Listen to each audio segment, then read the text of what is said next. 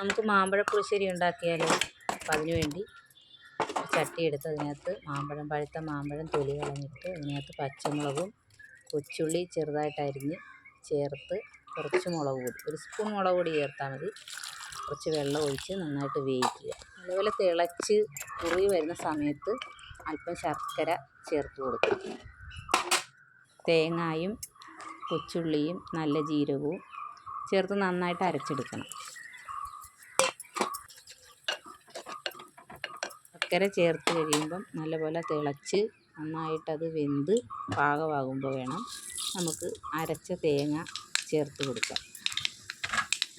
മാമ്പഴ പുളിശ്ശേരിയിലേക്ക് ചേർക്കാൻ വേണ്ടി എണ്ണയും കടുകും താളിക്കണം. അതിന് വേണ്ടി കടുക് പൊട്ടിച്ച് ഉള്ളി ചേർത്ത് പിന്നെ കറിവേപ്പില ഇട്ട് പിന്നെ അത് കഴിയുമ്പോൾ ഇവിടെ ഉണക്കമുളകും കൂടെ ചേർത്ത് ഇളക്കി നമ്മുടെ കുറുകി വരുന്ന പുളിശ്ശേരിയിലോട്ട് ഒഴിക്കണം. മാമ്പഴ പുളിശ്ശേരിയുടെ അകത്തോട്ട് ഒഴിച്ച് നല്ലപോലെ കുറുക്കിയെടുക്കണം.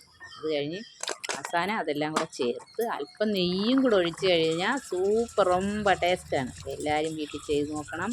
ഇഷ്ടപ്പെടുവാണെങ്കിൽ ലൈക്ക് ചെയ്യണം, കമൻറ്റ് ചെയ്യണം. Okay, by.